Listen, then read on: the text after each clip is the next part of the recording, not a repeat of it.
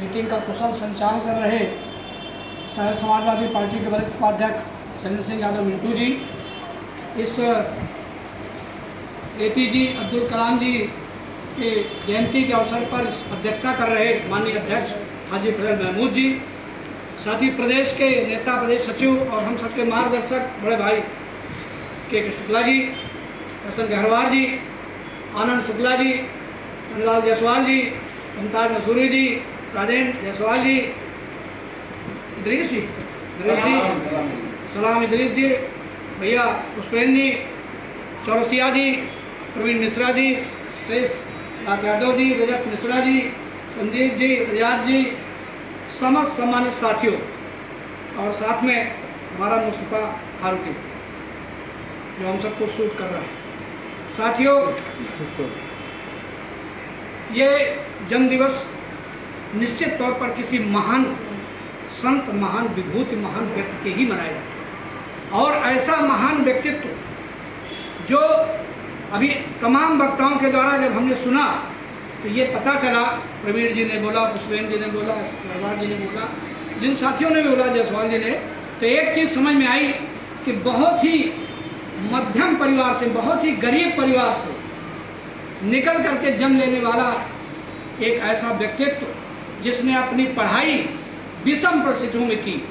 जैसा कि मैंने भी इसी बीच में कुछ पढ़ा और सुना था, सत्य कितना है वो पूरा तो नहीं कह सकता, लेकिन सुना, हमने पढ़ा कि वो एक इसी दौरान जब शिक्षा ग्रहण करने के बाद अपना रोजगार भी खोज रहे थे तो इतना हताश हो गए कि वो आत्महत्या तक के लिए वो तैयार हो गए थे। आत्महत्या करने के लिए वो एक नदी किनारे जा करके ही बैठ गए थे। बाद में किसी तरह से वहाँ किसी ने उनको टोका और मना किया। आज उससे हट करके दोबारा जब वो फिर अपने दूसरे उसमें चले अभियान में, तो इस देश के बहुत बड़े महान वैज्ञानिक बने, महान वैज्ञानिक, महान शिक्षक, तमाम ऐसे वैज्ञानिकों को पढ़ाए जो आज हमारे, वो तो देश का नाम रोशन कर ही गए और भी अभी भी उनके नाम से तमाम ऐसे उनके शिष्य हैं जो देश का नाम रोशन कर रहे हैं। साथियों, देश का सर्वोच्च पद राष्ट्रपति, जैसा कि अभी गहरवार जी बता रहे थे विस्तार से, चूँकि उनके पास तो बहुत बड़ा ग्रंथ है, पूरी बात अगर बताते शायद मीटिंग यहीं खत्म हो जाती, क्योंकि त्यौहार भी लोगों को बहुत दिक्कत होती है, लेकिन ये सही है कि उनके पास जानकारी पर्याप्त रहती है, पर्याप्त है।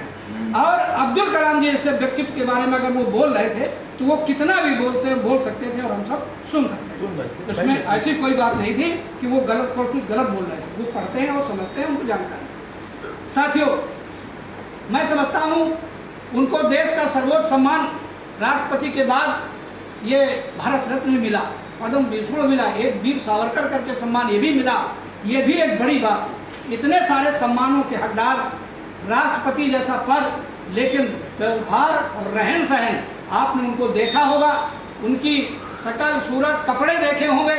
आज का जो प्रधानमंत्री है, जो अगर गिनती गिनोगे ड्रेस की तो शायद गिन पाओ, कलर अगर जानना चाहोगे तो शायद कलर जान पाओ। ये भी एक देश का प्रधानमंत्री है। कभी अगर गिना जाएगा तो कपड़ा और सदरी और कुर्ता पैजामा कलरफुल और इतने ज़्यादा कपड़े कि भगवान मालिक है उसका भी, इसके अलग इतिहास बनेगा। लेकिन राष्ट्रपति अब्दुल कलाम जैसे व्यक्तित्व के बारे में जो आप सबने सुना और जो हम लोगों ने पढ़ा और जाना कि बहुत साधारण व्यक्तित्व, जीवन पर्यंत अपना उन्होंने बिताया। इधर राष्ट्रपति पद में रहते हुए बहुत सारे उन्होंने निर्णय लिए। मिसाइल मैन की जो भूमिका उन्होंने बनाई और निभाई भी। DRDO और इसरो जैसे जो ये डिफेंस के जो हमारे रक्षा प्रतिष्ठान विश्व में अपना स्थान रखते हैं, भारतवर्ष तो उनका खैर मौजूद है पूरा, यहाँ करके वो खास उसमें बहुत अपना सक्रिय भूमिका निभाई। मैंने भी बंगलौर का एक DRDO एक बार मुझे रहने का अवसर मिला, देखने का, रक्षा प्रतिष्ठान की जो व्यवस्था और जो तैयारी, वहाँ रहन सहन, वहाँ के अंदर घुसने के बाद मालूम पड़ती है कि हम इस समय कहाँ।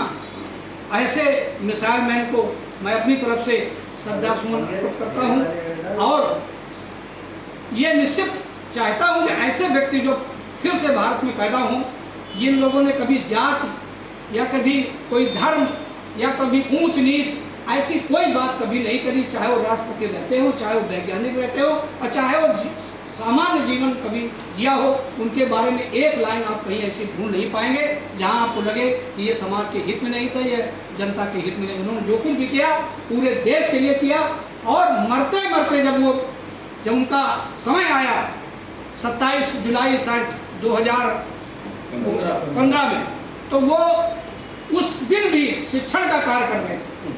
उस दिन भी वो बच्चों को संबोधित कर रहे थे और संबोधित करते करते उनको वहीं अटैक जैसी स्थिति हुई और अटैक पड़ गया और वो दुनिया से चले गए। शायद विश्व में ऐसा कोई नेता पहली बार हुआ होगा जिसको दुनिया इतना ज़्यादा रोई।